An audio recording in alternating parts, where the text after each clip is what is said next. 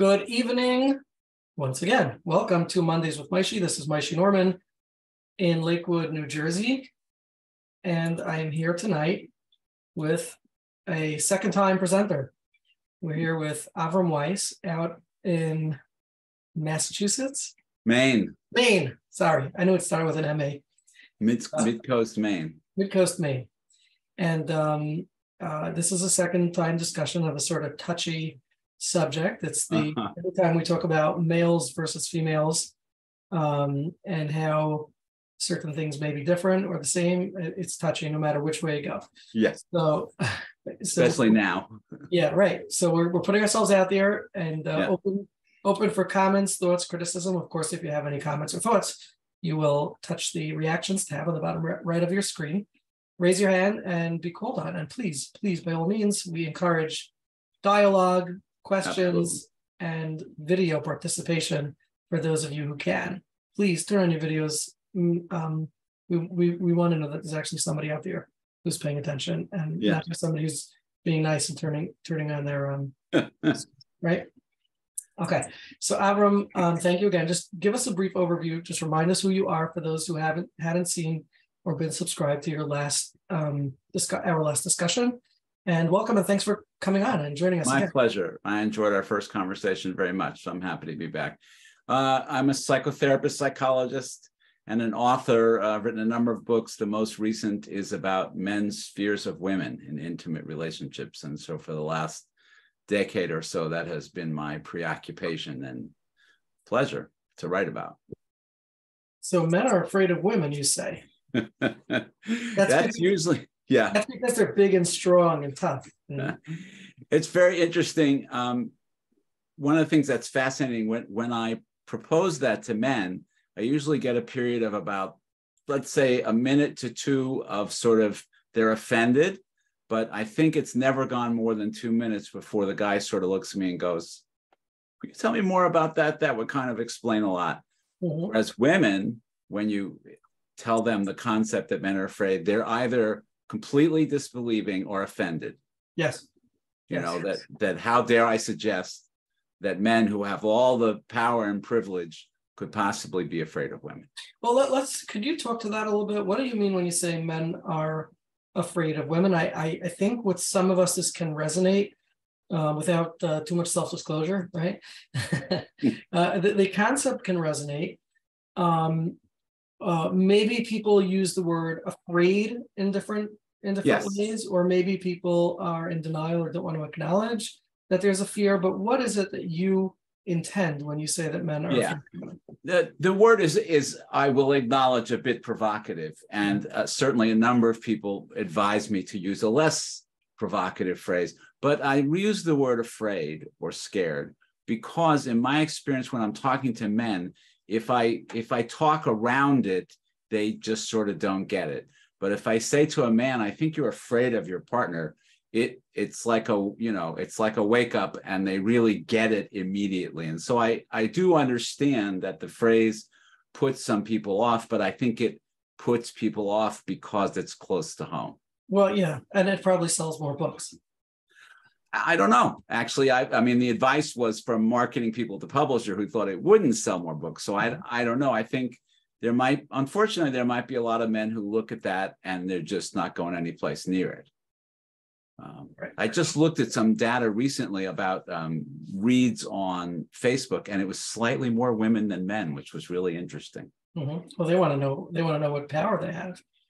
They want to know what power they have. And also, I think women are sort of often see men as an enigma. So there are a lot of, if you go into any bookstore, if you could actually find a bookstore, you'll find a lot of books written for women about how to understand men. It's, I think, something that they're very interested in and mostly feel like they don't understand.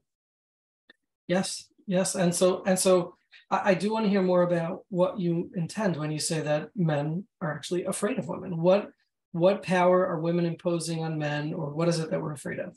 Sure. I can give you a very everyday example that I think a lot of people could relate to. You're at work with friends and your friends say, we're going to go out after work. We're going to get together. We're going to whatever, get a drink, hear some music, something. Would you like to join us? Some of the guys are going to go out and join us. For many men in that situation, their first thought is not whether they would like to go out with their friends. Their first thought is of having to call their wife and ask her if she's okay with them going out. Now, I am not saying women control men, because most of the women in that situation are sitting at home thinking, I wish he would go out with his friends sometime. I wish he would spend time. So it's not that they're controlling them. It's that men are often so conflict averse that before they even figure out if they want to go, their first thought is, I hope she won't be upset with me.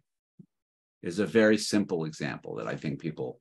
Okay, well, okay. I'm gonna just counter that for a minute. And Sure. And I feel like this is very, very stereotypical and not necessarily. I mean, clearly not dogmatic or with rigid rules. But I mean, what if a man's position is that he's gonna, like you said, how many women are out there who are saying, "Oh, I wish my husband would go out with his friends once in a while," and then when they go out, the women complain that they went out with their friends. So, is it 100% true that there's nothing to be afraid of? No, I certainly did. Thank you for clarifying. I certainly don't mean to say that. There's a lovely clip. If we were in a workshop, I'd play the clip for you from the wonderful movie, My Big Fat Greek Wedding. And the daughter is complaining to her mother, I can't talk to dad. He's so rigid. He's going to just say he's the head of the house and it's his decision. And the mother says, Tula, your father is the head of the house and I'm the neck. And the neck can make the head turn any way I want it to. So there's a difference between the clash comes that men are accustomed to being privileged in the outside world, but in the world of intimate relationships, men often feel in a one-down position for good reason. And among them are, one is that if you are interested in Carol Gilligan's early work on female development, Gilligan is the one who pointed out, she worked with Kohlberg on moral development, and Gilligan is the one who pointed out that psychological development, we just had one model of child development, and Gilligan really pioneered saying, no, it's really different for girls than it is for boys. And one of the differences she noticed was that boys and girls start in same age play groups typically, and then separate by gender. Girls play with girls, boys play with boys. Not always, but often.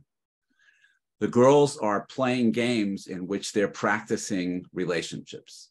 They play fantasy games, they play school, they play house, they play doctor. They're practicing relationships, and they talk with each other a lot about their friendships. Boys typically go off and play games in which they practice more sort of skills, like how to learn this or how to master this. And so when young men and women come back together, it is not unusual that the young woman feels much more comfortable being in an intimate relationship than the guy. And so it's new for guys at that point to feel like they are at a disadvantage because they're used to being in an advantage position. So that's one big reason. Before I go to number two, do you have questions on number one? Well, what I think I'm hearing you say is that the girls develop relationships with each other. The boys are mastering or competing against each other. So they're killing each other, right? Pretty much. They're learning competition and aggression. They're learning aggression and competition, swords and guns and knives. Which works great in the external world. Yeah, shin kicking and soccer, right? Yeah. My grandfather told me that. But they're a little bit lost when, they're a little bit lost maybe when it comes to relationships. I actually published an article called What I Learned About Relationships from My Rabbits. Mm-hmm. We had two rabbits. We had a boy rabbit for a while who was alone, and rabbits are pair bonded animals. So we decided to get him a partner, and we got him a girl who'd been raised with other rabbits. And she knew what to do. And so she initiated courting behaviors, and he didn't know what she was asking for. So she literally took bites of fur out of him.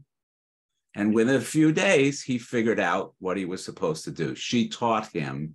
And I think in heterosexual relationships, we don't bite and take fur, but it goes one of two ways. Smart men sort of figure out that there's a lot to learn. And if they are willing to be open and listen, there's a lot they could learn about closeness with other people, which is pretty appealing. Men who are maybe a little less secure see that as threatening and sort of draw rigid boundaries Okay. I want to just make a couple of announcements before we continue the show.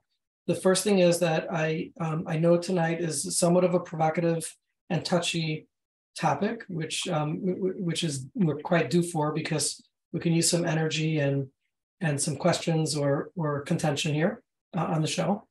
The second thing is that I want to remind everybody that we are now sponsored by OKclarity.com, which is the only online platform for wellness professionals who work with the Jewish community to be found online.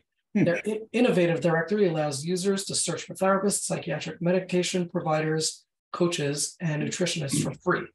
And I'm actually proud to have my very own OKclarity website, where potential clients can find me or simply learn about all that I do, all my workshops and programs and Podcasts. Podcasts, right? You can check out my personal OKclarity website if you go on OKclarity.com. And of course, you know that as therapists, we despise marketing ourselves. But if you do it on OKclarity, they do it completely and all for you. So for those of you interested in marketing and growing your practice, check out OKclarity.com. Thank you, Akiva, Hanoch, and Chaya for turning on your videos. Those of you who can, please turn on your videos and let's get some real FaceTime here. Okay. Now, Avrum, the last time we spoke, and again, I think that this needs, review and probably more review. But the last time we spoke, you had discussed the phenomenon of boys, men, guys being less comfortable in relationships or intimate relationships than women. And here you're talking about little 4 or 5-year-old kids developing in the way they do, which is the girls playing girly games and relationship games, and the guys, using aggression and mastery. Why is that? Why is it that the girls are doing that and the boys are doing that? Well, it's a great question. There is a wonderful book called When Boys Become Boys. It's written by Judy Chu, who's a really interesting woman. She's a psychologist and a California congresswoman. You may recognize her name from a picture in the front page of the New York Times of her being arrested outside of the Supreme Court after the Roe v. Wade decision. So she spent 3 years in a pre-K first grade class hanging out with the boys and getting to know them. And she wanted to study this process of where this gender role socialization happens. And she watched it happen. It's a Quaker school. They're very liberal. They are very opposed to gender role socialization. They do everything they can, like they don't let the boys play with guns. They do everything they can to be gender neutral. And every time the teacher's back is turned, the boys take the Legos and they start making guns out of them. So the parents are Quaker. They're nonviolent. They don't have guns in the house, but the kids are in the culture. And the data, as I read it, is pretty clear that this is largely learned behavior, that this is living in a culture which has, there's research with kids as young as 4 months old of parents treating the kids by gender differently. Like the girl falls down, and they're like, "Oh, honey, are you okay?" Without even meaning to be different. The boy falls down, they go, "Come on, get up, you're okay." But is that typical? I mean, would you say, would you say that? I mean, we have probably close to 30 parents on this call right now, right? Mm-hmm. Would you say that? I mean, ask yourself this question: would you say that subconsciously? I know unconsciously would be a more difficult question, but even subconsciously, would you say that you treat your 4-month-old, 3-month-old, 6-month-old little boy different than you treat your little girl? Yes, I think that is actually very clear. Yeah, and most of the time, the parents are not aware of the differences. But we all live in a culture which assigns certain characteristics to men and certain characteristics to women, and so we're accustomed to expecting different things. Avrum, when you have a 3 or 4 month old little boy or girl in your arms, you don't experience them as a little boy or girl. They're just a baby. I don't agree. I have a boy and a girl, and I absolutely was aware of the differences. With the boy, I felt such a familiarity. Like, I know how to do this. I know what it's like to be a boy. The girl, I felt sort of helpless. I'm always asking my wife, how do you do this? What does she want with that? I was very aware of the difference.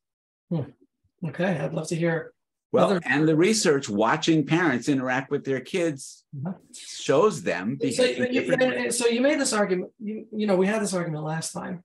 And I think it's a lively and exciting argument. It probably can't really be proven. I didn't know it was an argument. I thought we were just talking.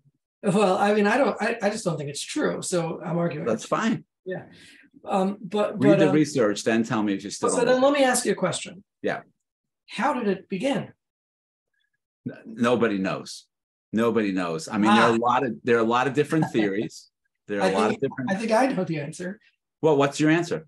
I think the nature is different. So it began when boys began and girls began, and that's. Well, it could be the only thing that there's a lot of good stuff written that takes up both of those positions. There are societies in which the gender role socialization is very different, and men and women do very different things, but the same biological. So that argues against your position. There are other arguments in favor of your position. I would not say, as someone I think is pretty familiar with the research, I don't think there is an absolute answer. I think there are arguments on both sides. Okay. So what I'm hearing you say basically is that the guys or the little boys are going into one kind of relationship, which basically is avoidant of intimacy, and the girls are entering intimate relationships, and this develops the comfort for the girl, and maybe even the expectation for the woman or the young woman who's dating now, kind of expects her boyfriend or boyfriend to befriend her in a way that's intimate. And the guys are awkward and they don't really understand this. This is not something that I personally was challenged with. I don't relate to this, but I do see that others are. I guess I don't fit into the stereotype, and I'm sure many others that don't, even though I was raised a boy. So now what happens that makes anxiety, that creates anxiety in the guys from the girls? Thanks for getting to that. I've been very interested in anxiety and ways in which I think it is gendered. And it started for me one night. There was a loud noise in the house, and my wife and I, it woke us both up, and we didn't say a word to each other. We moved into our gender roles with perfect understanding of what we were each supposed to do.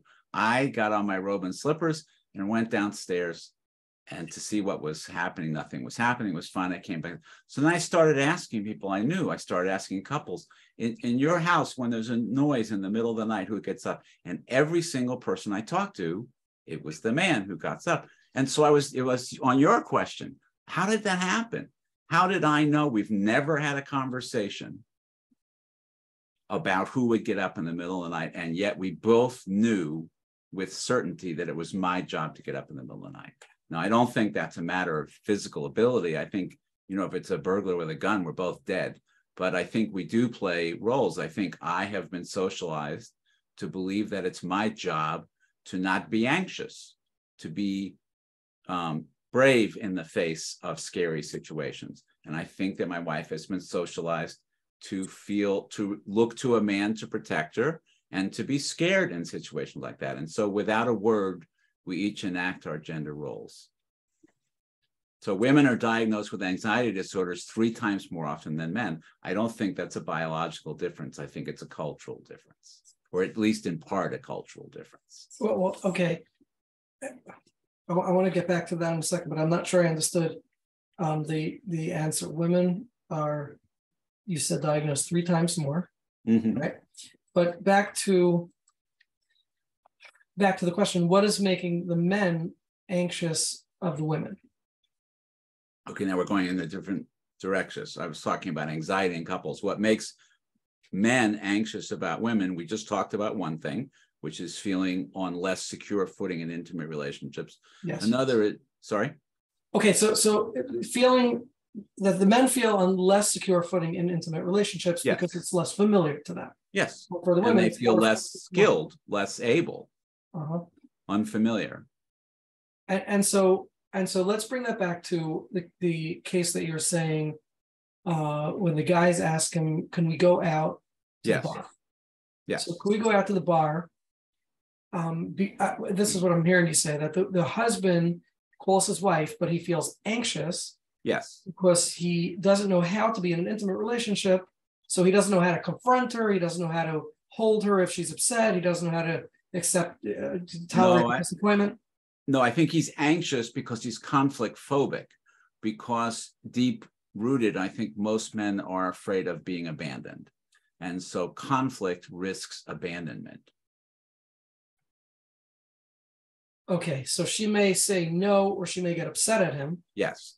And that will cause him to feel abandoned. No, that will cause him to worry about it. What is the stereotypical in the culture? What is the stereotypical thing when women are upset with their husband? What is it that a woman would do? Stereotypically. Well, I don't know. I think anybody can answer. I mean, it's there was typically the power of women in a relationship is withholding. Is withholding affection, withholding someone's trying to ignore, yeah, right? Ignore. Yeah, withdraw. Yeah. There's a great video that went viral of a man buys his woman a vacuum cleaner for their anniversary, and she takes him by the hand outside and puts him in a literal doghouse where he goes down a chute, and the room is filled with men who've given their wife insensitive gifts or said insensitive things to them, and they're in the doghouse and they have to go before a panel to get released. It went viral because it touched a nerve. What's wrong with the vacuum? Well, I'm about to go in the doghouse. I think so. I think if you give it as an anniversary gift, it would be a great risk. Yeah, okay. But there is that cultural stereotype of men being worried of getting in trouble. So in our work, we talk about the parent-child marriage. And this is the sort of extreme manifestation of that it becomes that the man becomes so concerned about disappointing his wife that he ends up in more of a child posture in the marriage. And women often talk about feeling like, yes, he helps, but I don't have a partner. I want another adult. I feel like he's another child is the language women often use. Mm-hmm. Yes. And I hate to admit it, but I want to speak to your point for a minute. And I made this, I think I must have commented on this a number of times, because this is just a trend that I've been seeing a lot of, that in virtually all the couples that I've been seeing over the past few years, there's almost one consistent complaint that one would think would be the woman's complaint, but it's always coming from the men. And that is, I don't get enough attention and affection from my wife. Yes. Can you talk to that? Am I saying that's an anomaly, or is this in fact the case? No, I think that is touching into something much deeper. Because men very often don't have other close interpersonal relationships, they often have all of their emotional needs for closeness in one basket with their wife. Women often have a much broader network of close emotional connections. So if the two of them have a fight, she goes to her girlfriend and she talks. Guys are not only don't have another network to go to, but because of their upbringing, and I'll say more about it, but because of the ways in which their upbringing was different from women's, they are more at risk in their own minds of feeling abandoned. I can segue there. Go ahead. Okay. Did we talk about the still face experiment last time? Okay. The still face experiment is a classic social psychology experiment in which mothers and their infant children, there's a split screen and you watch them having an interaction with each other. And although obviously the children can't talk, it's clearly a conversation. They're each trying things out and seeing what gets responded to and what doesn't. And there's a back and forth. The mothers are then instructed to turn away and to turn back with a still face, no expression, no reciprocity. Within minutes, all of the infants in the studies lose it. They start wailing, not just crying, wailing. Some of the infants couldn't sit erect any longer. Some lost balance. So it's a big deal for an infant to lose. So boys and girls both have that happen. But heterosexual boys marry women who are like their mommy, the same gender as their mommy. And so the difference for boys and girls is that boys are more likely to reenact emotionally that initial drama with their mother. And I think that is the deep-seated cause of the fear of abandonment. Yeah, I'm not sure I understood. I understood it as an experiment. Right. But so because fathers are often not as emotionally involved in the family, keeping mom's attention and affection becomes essential. Life is not possible without it. That's how boys are raised. But for boys and girls, isn't it? Yes. But then girls, heterosexual girls, are attracted to men, so it doesn't re-evoke the same experience they had with a woman. It's a different experience for them. Boys, it's the recreation of their early childhood experiences, and they don't have much of a network to dilute the dynamic. So again, I just want to make sure I'm understanding. Yeah, that's fine. The boys are marrying females, yeah, which is what their mother was, and exactly they are. It's incumbent on them to not lose the attention of the mother by losing the wife. Yes, exactly. But girls are not marrying females, right? So they don't have that conflict at all, and they just kind of expect the men that they marry to go into the role of their girlfriends, which is that emotional support, etc. Well, now we're going to take another leap. If you're good with this, I'll take it. Okay, so one of the interesting things I've been doing is I've been asking women, what did you learn from your mother about men? Not so much through what she told you, but through when you watched the way she treated your father. What did you conclude, learn? What did you take from that you learned from your mother about men? And the answers are fairly consistent, and they're disheartening. What most women have told me is, I learned from watching my mother to not rely on men, to watch them. Anything that you ask them to do, don't expect them to do it. Follow up with them, make sure they did it, and you better check and make sure they did it right. So I said not rely on men, to not trust men, and to not rely on a man for emotional intimacy, to make sure you have other friends, because your heart will be broken if you rely on a man for closeness. Then you listen to men talk, and the thing they often say is, I feel criticized. I feel like nothing I can do is good enough. Like she keeps moving the goalpost. No matter how hard I try, I can't please her. Which seems kind of paranoid until you listen to women talk about what beliefs they're carrying unconsciously about men, and then it makes more sense. Meaning the beliefs that you just stated earlier. Yeah.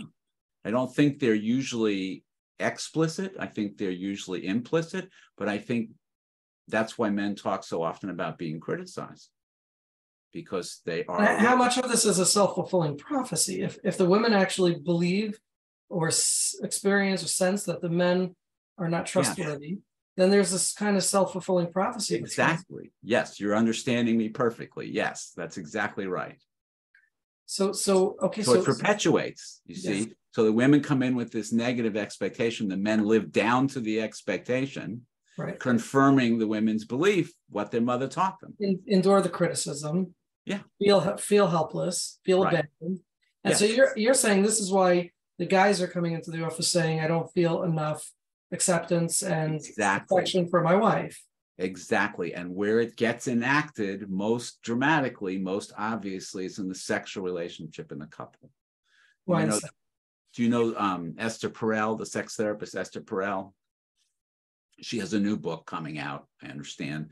She's been talking a lot about men and sexuality.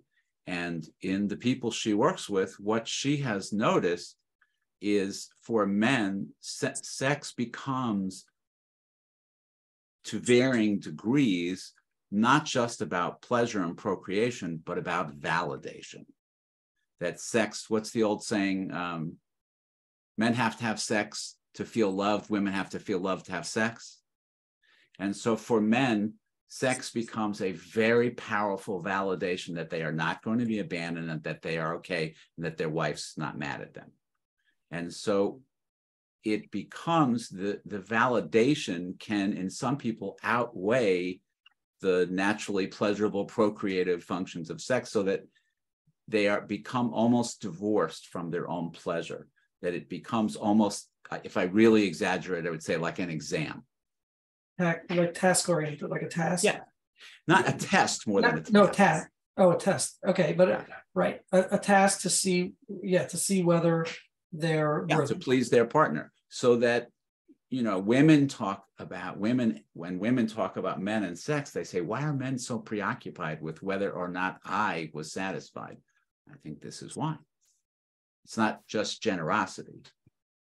It's anxiety, it's concern. Was I okay? Did I please you? Was I man enough?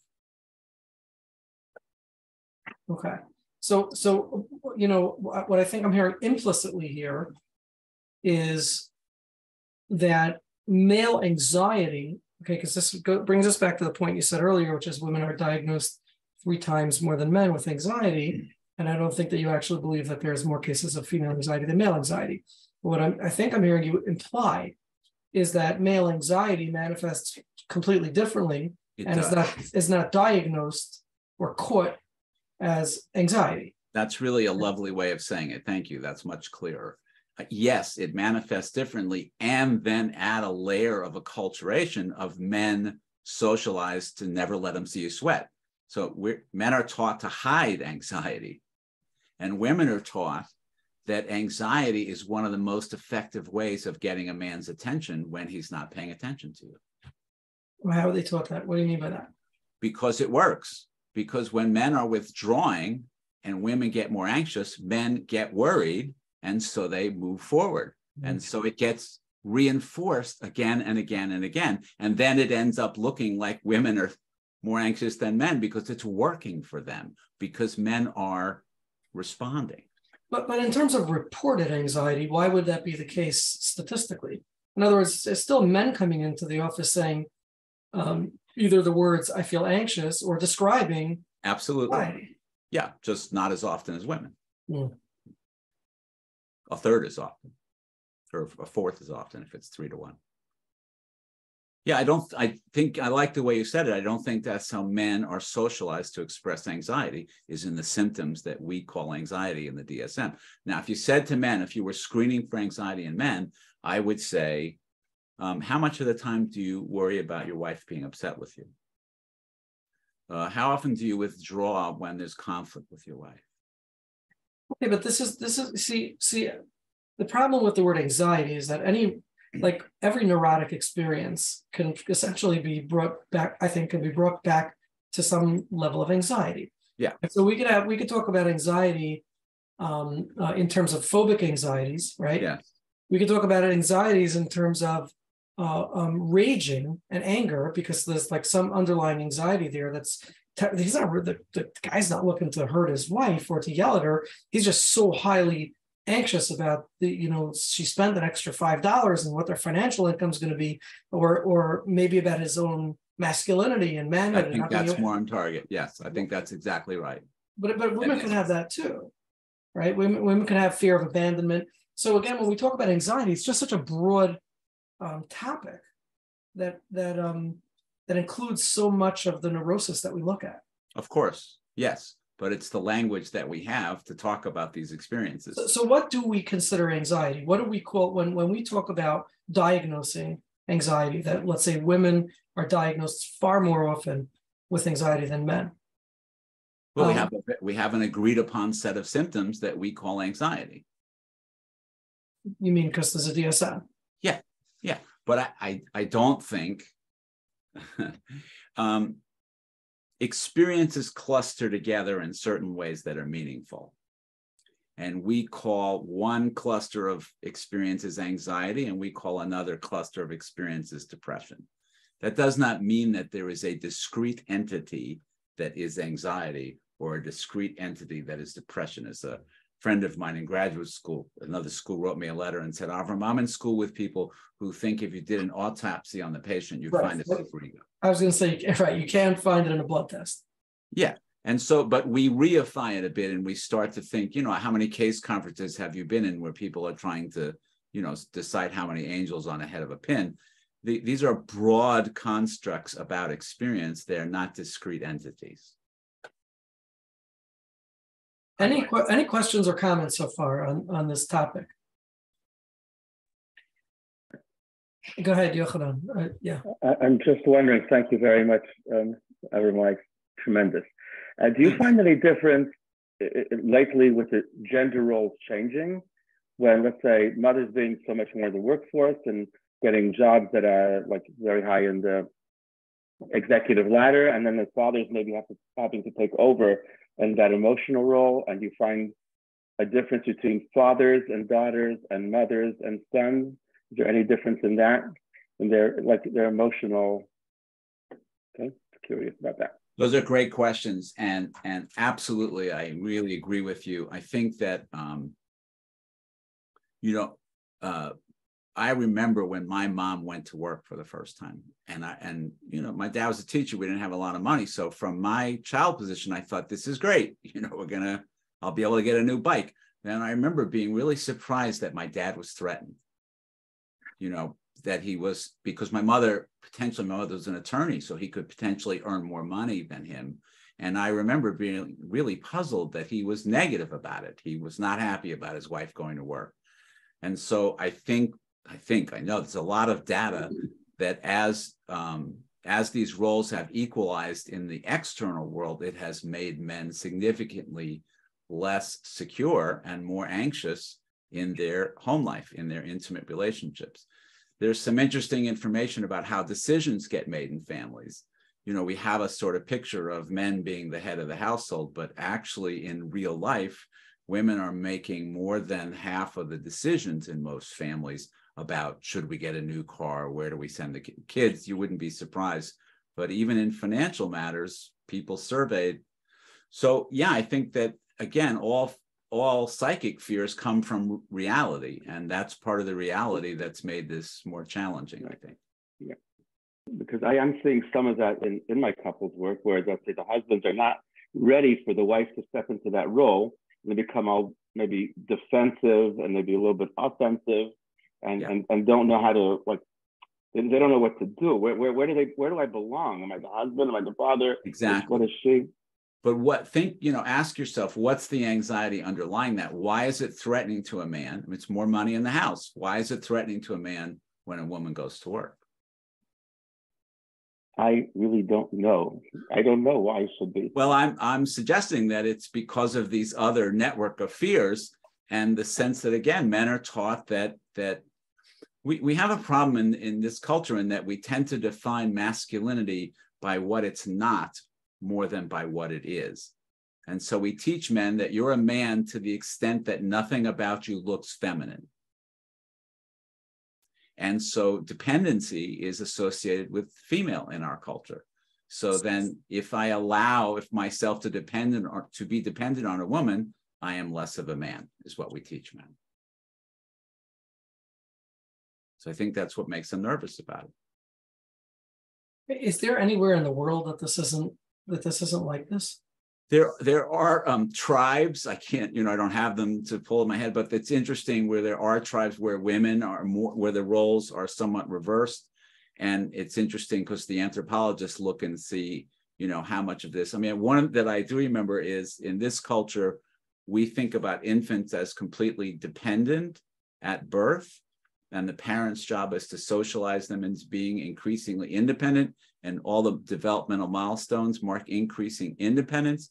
In Japan, where they have millions of people packed in a tiny space, they think about infants as completely independent at birth, and the parent's job is to socialize them and to learn how to be dependent. So it's a huge cultural difference. You can imagine parenting would be very different. Same biology, different culture. So what's the connection with male and female. Just as an example of how culturally laden things that we take for granted. Right. Well, I guess I'm wondering, because if it globally, it's somehow the entire world agreed for men to be this way and women to be that way, that would be somewhat surprising. Yeah, I can't remember the author's name, but there's a really interesting book called *Sapiens*, who you would particularly enjoy reading, I think, because he delineates the arguments for patriarchy being based on physical attributes, and then refutes those arguments and says why he thinks that it did not develop because of physical attributes in men. Mm-hmm. Mm-hmm. It's an interesting read. Okay. What are some of the implications in psychotherapy for this? What must we therapists know, and how do we intervene differently now that we know this? It's a great question. Thank you. I'm doing workshops, a lot of workshops these days for therapists. Thanks to your introduction, I'm doing a workshop for Nefesh. And one of the things I'm talking to therapists about is, if you decided you wanted to start working with post-traumatic stress disorder with combat veterans, I assume that you would go get training to sensitize yourself to the clinical issues. If you were going to work with addiction, you would get training. But people work with men all the time without thinking that there might be another set of information that would be helpful to learn. And so we talk a lot about gender-sensitive treatment, but we usually mean for women, not for men. So I am championing the idea that we should talk about gender-sensitive treatment for men. And I'll give you an example. Most therapists, if we got 100 therapists in a room, and we said, how many of you endorse the idea that therapy should help people be more emotionally open and vulnerable? How many of the 100, 98, 99 would raise their hands? But men walking into therapy may not endorse those values. In fact, men through the culture know that those are the values of psychotherapy, and that's part of the reason they stay away. Usually when a patient comes in, we have the respect of not assuming that they're interested in our values, but of hearing where they are and meeting them where they are. Same thing would hold for men, to not assume that the values that we take for granted are the ones that they're interested in, but to more meet them where they are. I think that's the really critical starting point. Hmm. Okay, and what about when you're with a couple? It is I don't want to exaggerate, but it is a surprisingly transformative experience in couples when women understand that their partner is afraid of them, because not knowing that leaves them really stuck in a critical position, because men most often adopt a defense of withdrawal, emotional withdrawal and disengagement. So women interpret that as a lack of interest and a lack of caring and a lack of commitment. When women understand the fears behind that withdrawal, it often just that understanding is enough for them to then get interested in their husband's perspective, rather than sort of staying on the outside and being critical. They want to know more. Do the men in the couples sessions acknowledge that they're afraid of the women? They're less likely to do that with their partner in the room. So a lot of times I will meet, I've got this month's issue of Psychotherapy Networker. I've got a case study in there exactly about this. Mm-hmm. And in that case study, after the first few couple sessions, I met with each of them separately. And I did that to get enough of a connection with the man so that he would be then willing to come back into the couple session and talk. And that's exactly what happened. I think it's, I've had the same experience in sharing with the couples that the man, the husband is, seems afraid of his wife. Yes. But I think what I'm learning tonight, if I can articulate this well, is that there's a reason for it. It's that the women are sort of more savvy in the relationship, whether consciously or not so consciously. They know how to work the relationship better, and the man is more clumsy in the relationship. I think so. She knows how to get around. She knows how to make him feel certain ways, and he's very insecure in whether he can hold himself or treat her properly. So he's just afraid, like kind of like you said with the bar. Yeah, And I'll give you a specific example. Yes, I agree with everything you said. Specifically, women tend to be more comfortable with conflict because they have conflict with other women. And so they have lots of experiences of getting really mad and then working it through and feeling closer than they did before they had the fight. Mm-hmm. Men often don't have those experiences. Right. So conflict is more threatening. Yeah, and Avrum, but you're also saying that this is not natural. This is taught to girls and not taught to boys. My read of the literature is yes, that these are learned, not innate. Right. I'm struggling with that, but well, it's my read of the literature. You can read it differently than me. That's just my read. Let's take a question from Akiva. Go ahead, Akiva. Thanks for reading. Yeah, hi, Dr. Weiss. I love joining this program, but whenever I see your name, I really try to join because I really appreciate the first time that we met. It was very informative to my work. Question. Yeah. Often if I'm seeing a couple, a lot of what you're saying plays out, but when the woman will usually feel, like she's even voiced it to me recently, a new couple, are you saying that I'm the one who's noticing the problem and my husband I'm the problem because I'm the one who's noticing the problem and I'm the one who's encouraging coming to therapy? Is that something that's a typical question that you would get? That yes. the man is really feeling, he wouldn't have came to therapy if not for the wife dragging her in. And then I have to explain to the husband, or really to the woman, that she's not necessarily the problem. She's just the one who's working on addressing it. And then we're going to work at it together. Yeah. Absolutely. Absolutely. Men and women are often working at cross purposes in relationships. Women are making approaches to get more connected and closer because they're comfortable and familiar with it. And men often experience that as a threat or a criticism. So it's the old distancer pursuer dynamic. The woman pursues, exactly. And the man hears it as a criticism or a threat, so he withdraws. So the woman pursues more, and the more she pursues, the more he withdraws. So of course the woman, how many times in your practice have you seen a couple where the man called first? It's very unusual. So one of the reasons is the distance or pursuer dynamic, but another reason is that marriage works better for men than it does for women. So single women are happier, healthier, and I've forgotten the third, wealthier than married women. But married men are those three things more than single men. So in self-report, men report that the marriage is working better for them than women report. So of course they're the ones that pick up a phone and call a therapist. They're on the short end of the stick. They're much more motivated to have something change, and the men often feel invested in holding on to what they have and not having there be more change. How would you explain that to a couple in let's say the first session or two, when the wife is feeling that she's the one who's having all the issues and the husband's not really talking at that point? Obviously, if you ask him questions, he'll answer them, but he's not really sharing any issues or any concerns. I think it'll help you to have an individual session with at least the guy, if not both of them. If you can make a good connection, Whitaker, a very famous family therapist who I trained with, Carl Whitaker, said the first thing in working with any family is you have to make an alliance with the dad, because that's a make or break of the work. He's the one you're going to have the most difficult time connecting with. And if you don't make a connection with him early, they're going to leave. He's going to leave.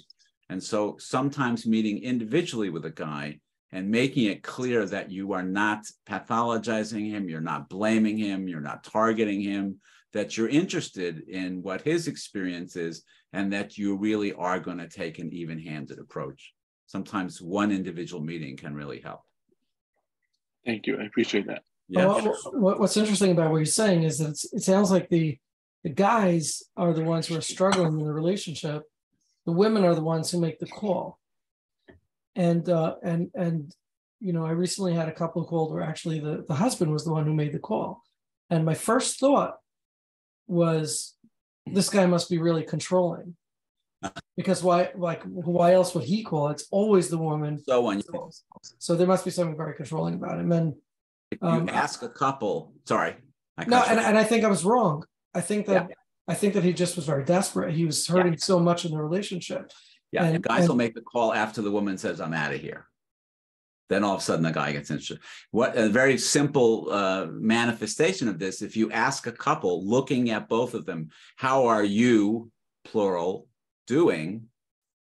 either the woman answers, or if the man answers, he answers very hesitantly and then turns to his wife and says, "Is that right?" Because they don't feel like they know. They don't feel like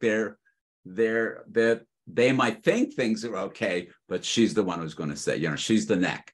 And if she says things are not okay, they're not. I don't know. Maybe it's the man's desire to protect the woman, and so he's saying what he feels is true, but he also doesn't want to encroach or hurt her. So he turns to her for some. Again, we could look at it as reassurance that he's okay. In my experience, there's more timidity to it than that. Mm-hmm. It's sort of like, is that right? It's almost a sheepish kind of like they're reluctant to say. Because he knows that she knows better. That's what you're saying. Knows better. And also he's going to say everything's okay. And he knows that's going to get him in trouble if she doesn't think so.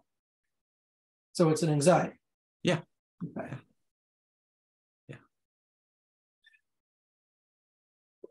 Where else, what other areas are men's anxieties covert so that we would see them in women, but we won't see them in men?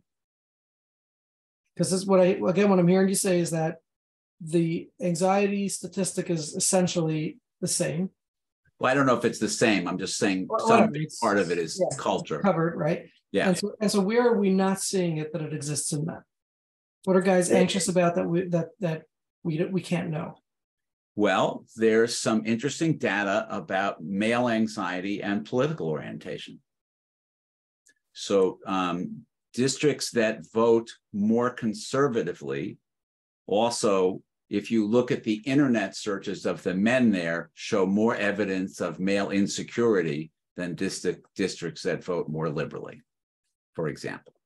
So there's a significant correlation in a number of studies between male anxiety and conservative political views. I don't make this stuff up.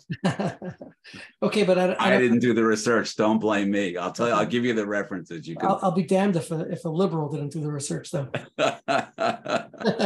Again, I didn't do the research, but I'll tell you, it's a number of studies. Okay, it's an interesting idea. Well, I don't understand why that would be, but besides that, I guess I'm also wondering. That's political orientation, where you're saying one political orientation would produce or be a result of with a higher anxiety person. Yeah. But what I'm wondering is where else are men more anxious that we're not seeing it? I think it is in intimate relationships that the anxiety primarily lives, because in the external world, men have all kinds of reassurances and validation. You have your job, you have your status, you have your power. So I think that the anxieties are largely soothed and satisfied. It's really primarily in the intimate relationship where you're going to see them. So then you're essentially saying that a very, very high percentage of men are insecure in their relationships. And I think there's data to support that. Mm-hmm. There's why am I blocking on his name? He's one of the premier gender researchers. I'll think of his name. He wrote the foreword to the book. I should know his name. He studies what he calls gender role conflict. Gender role conflict is the gap between what is expected of men by gender role and how men feel themselves. The larger the gap, the higher the gender role conflict. They've done over 200 studies correlating high gender role conflict with a whole range of problems physiologically and psychologically. So I think that's what they're talking about. Okay, Akiva, go ahead. You're on again. Yeah, just to understand your point, Avrum, am I hearing that because the more conservative areas are maybe more family value, so the men are more, it's like a cognitive dissonance that they should be happy in their family system, but there's conflict, so it gives them anxiety, as opposed to people who don't have that family need as much. That part of life is not giving them anxiety. It's not working out, big deal.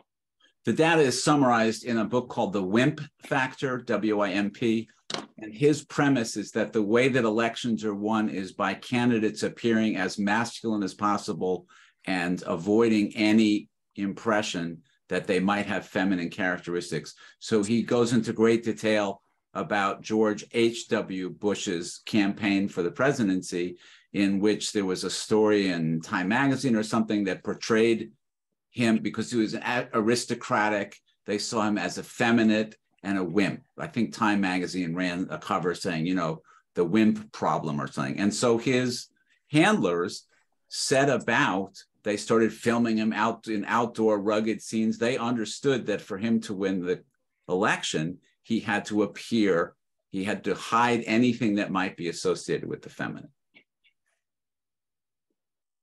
I'm not sure I answered your question. But again, would you say that a non-married person would have, or non-relationship, a man who doesn't need a relationship, he's really a happy bachelor, would have less anxiety than the typical men who are in a relationship? That's an interesting question. I never thought about that. I would say it would certainly be less on the surface. It would be less activated in him. And I don't know how that would go. That's an interesting question. Beyond that, I don't know. Okay, thank you. Yeah, sure. It's a very interesting question. Please, if anyone has any questions or comments about this particular topic, raise your hand, and we'd love to discuss it more. Avrum, could we move over a little bit into one of our other favorite subjects, which is the therapeutic factors of healing? And how do you conceptualize how psychotherapy works and creates or cultivates change? I was trained in a relational model before relational was cool. Before I just happened to stumble on a relational model, and it always made a lot of sense to me. And from a relational perspective, one of the most profound things I've ever read was Buber in I and Thou said, "There is no I without a thou." So he didn't say there's not a fully developed I without a thou.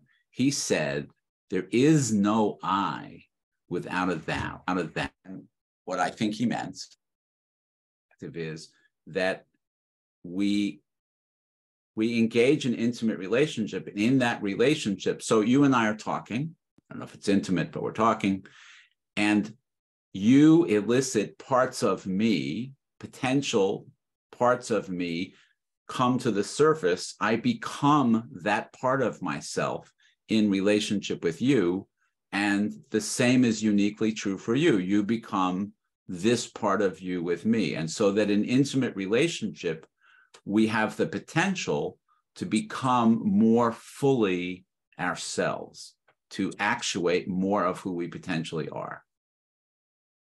Yeah? Mm-hmm. So then I think therapy is an intimate relationship. It's obviously not a sexually intimate relationship, but it's an emotionally intimate relationship.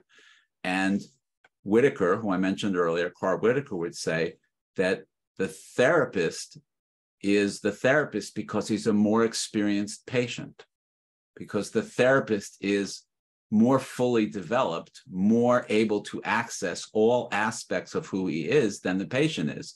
And that is an invitation to the patient to be in relationship with somebody who has explored this much of himself, is an invitation and permission to you to be more fully yourself.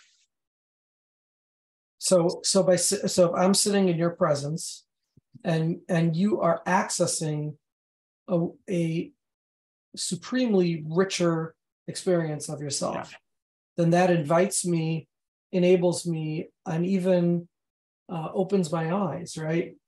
Yeah. To the idea that there is a greater wealth to myself than the little narrow self that I'm in.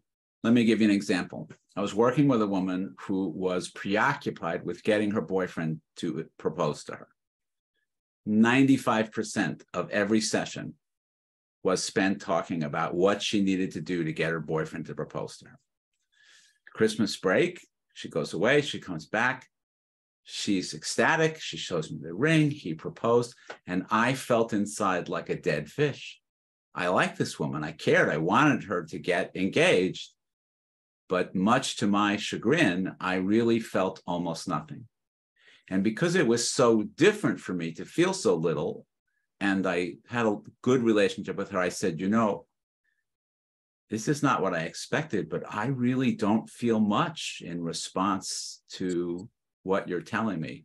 She burst into tears and said, he's not the right guy. I've been trying to talk myself. So I think I was feeling something in my connection with her that I felt more comfortable acknowledging, that I felt like a cold fish in this moment of excitement.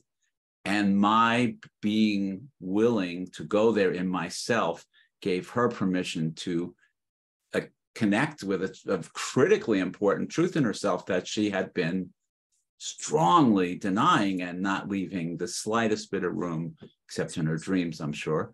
Wow, that's a brilliant example, a really, really powerful simple example. That's how I was trained. So the training I received was that you don't talk with patients about historical things. I'm sure you got a call from her fiance the next day, or a dead fish at your door. I hope she,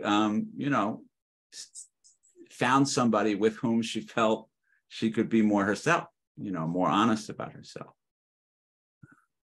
So what I was saying was that the way that I was trained was that you don't share things from outside the room. It's like the stuff that drives me crazy is, somebody says, I'm an alcoholic, and the therapist says, I'm in recovery. It's like, no, that's not what's relevant, that you share your in the moment experience in the relationship. Yes. It's not about self-disclosure. It's what's happening, what's occurring between the two of us. Yes. And that my being open to experiencing it without subterfuge or shame creates a greater capacity in the patient to do the same. Yeah. Okay. So that's really relational. Yeah. I think that's what relational theory is. Mm-hmm. The book I wrote before this one is called Living and Loving Mutually. And the book it's a short book. It's not my best work, but the introduction is a great, 7 or 8 page summary of what I think relational theory is. I'm really happy. Let me put the name down. What was it? It's Living and Loving Mutually.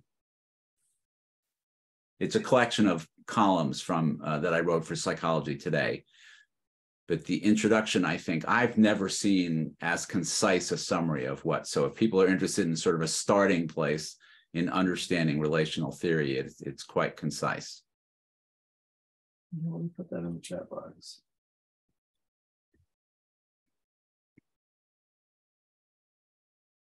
Okay. Now, can we let's go a little deeper into that for a moment, if I may. Sure. It's a nice expression.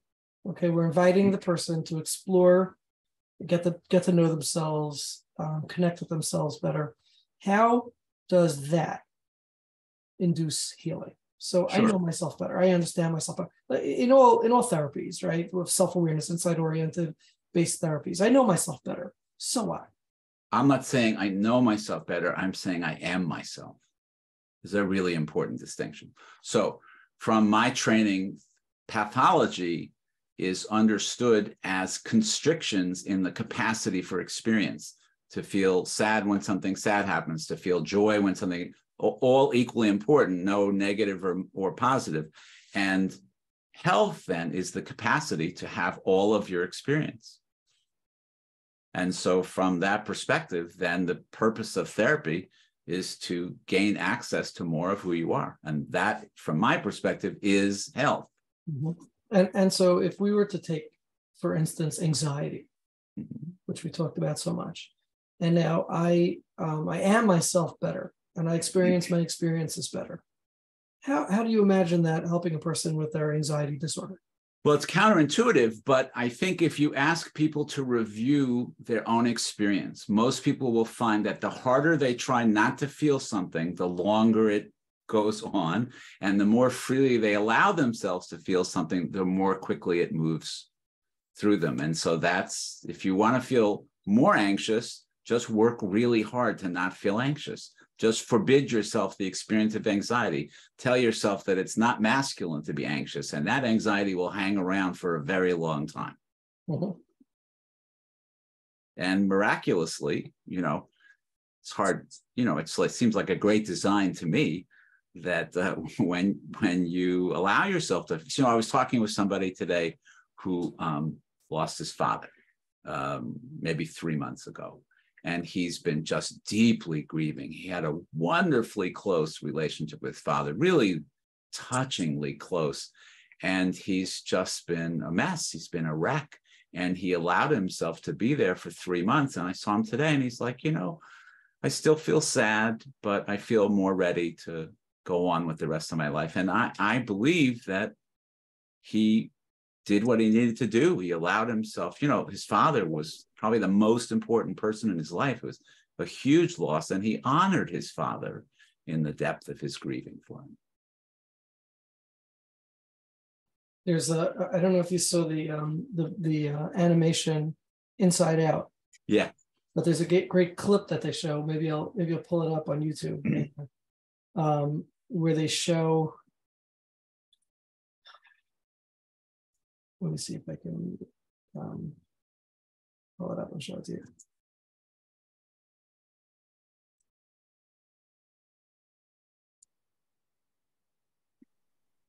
Yeah, here it is.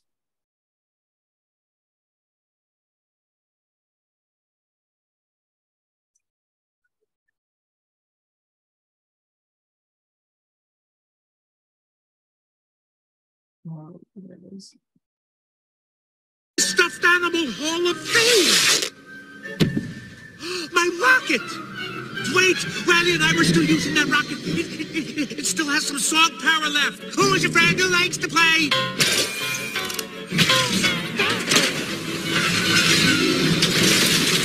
No, you can't take my rocket to the dump. Riley and I are going to the moon.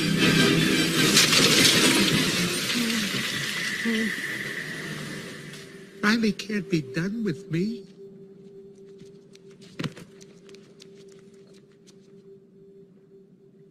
Hey, it's gonna be okay. We can fix this. We just need to get back to headquarters. Which way to the train station? I had a whole trip planned for us. Hey, who's ticklish, huh? Here comes the tickle monster. Hey, Bing Bong, look at this. Oh, here's a fun game. You point to the train station and we all go there. Won't that be fun? Come on, let's go to the train station. I'm sorry they took your rocket. They took something that you loved. It's gone. Forever. Sadness. Don't make him feel worse. Sorry. It's all I had left of Riley. I bet you and Riley had great adventures. Oh, they were wonderful. Once we flew back in time. We had breakfast twice that day. Sadness. It sounds amazing. I bet Riley liked it. Oh, she did. We were best friends. Yeah, it's sad.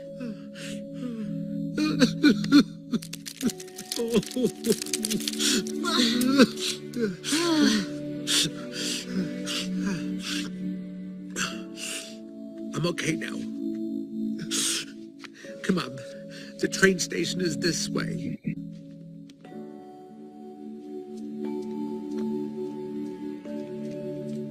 How did you do that? I don't know. He was sad, so I listened to what... Hey! There's the... Yeah. There's the idea of the counterintuitive response. That's a great example. And that is how it works. I think people don't trust it. They don't know it. There was a great video that a lot of people have seen. The woman's back is turned and she's talking to someone you assume is her partner. And she's saying, oh, I have this pain in my head, and it's a sharp pain in my head and it won't go away. And she turns and there's a nail sticking out of her forehead. And the guy says, well, I think you have a nail in your head. And then, not about the nail. It's not about it's not about the nail. And she's like, that's all you ever try to do is fix it. So you're not even listening to me. Just listen to me. And then he does what sadness is. And she basically says, I feel much better now, even though, of course, she still has the nail sticking out of her head. That's what she needed, was for him to validate how she was feeling. It's kind of magical, it's sort of amazing. Thank God it works. Where would we be if it didn't work, we would all be in a lot of trouble. We would be so alone if that didn't work. Yeah. I can show you that it's not about the nail, but I do have one last question. Yeah. About tonight's discussion. How does it affect a male therapist versus a female therapist?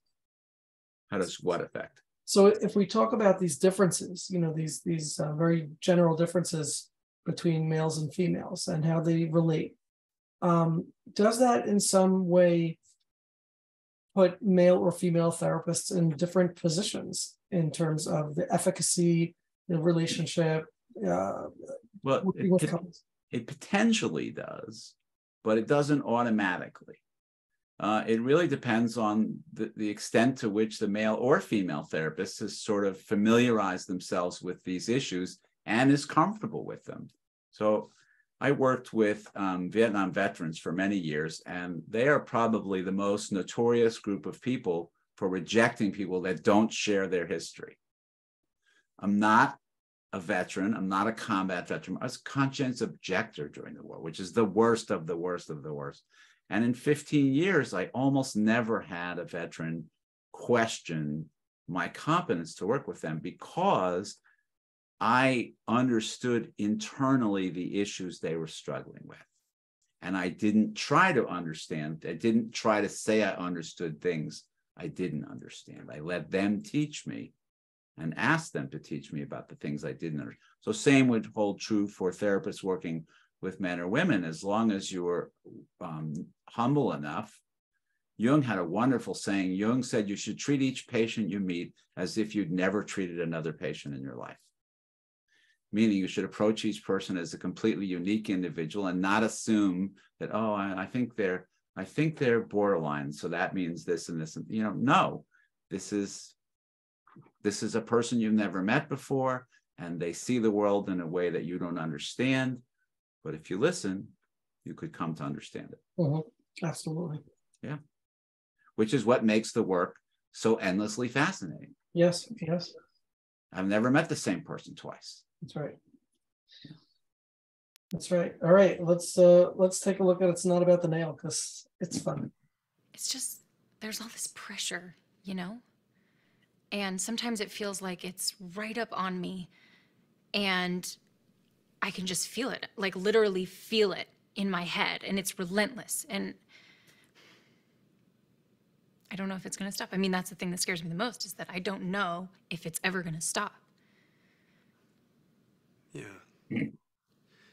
Well, you do have a nail in your head. It is not about the nail.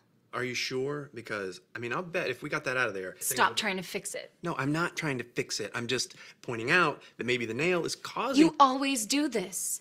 You always try to fix things when what I really need is for you to just listen. See, I don't think that is what you need. I think what you need is to get the nail See, out. you're not even listening now. Okay, fine. I will listen. Fine. It's just... Sometimes it's like there's this achy... I don't know what it is. And I'm not sleeping very well at all. And all my sweaters are snagged. All of them. Yeah, that sounds really hard. It is. Thank you. Ow! Oh, come on. Ow. If you would just... Don't... Try to see things my way. Do I have... So I love the Stevie Wonder clip at the end. Try to see things my way. Yeah, it's not about the nail. It's about the relationship. It's about the connection, and it's about the relationship. And the guys are struggling with it as much as the women, if not more. Absolutely. Yes. Okay. Well, thank you very much. My pleasure. Avrum Weiss, author of I don't know how many books, but lots. A bunch. 4 books. Take a look at them. And this is it. This is the unspoken topic of differences in men versus women and their anxieties. So can I just say a couple things just for people to follow? So I will be doing a workshop, and I don't remember when. I should have checked, for Nefesh But if you go to nefesh.org, for those of you who are Nefesh members, or for those of you who are not, you could go to you don't have to be a member. Nefesh.org and take a look at the upcoming workshop. And if you're interested in reading what I write, if you go to my website, which is avrumweissphd.com, right? Yeah, .com, and sign up for the mailing list, I will add you to the mailing list and also send you a free ebook about relationships. Cool. Maybe I'll do that right now soon. Okay. Well, thanks again for joining us. I enjoyed it. And discussing this topic. And good night, My everyone. pleasure. Bye-bye.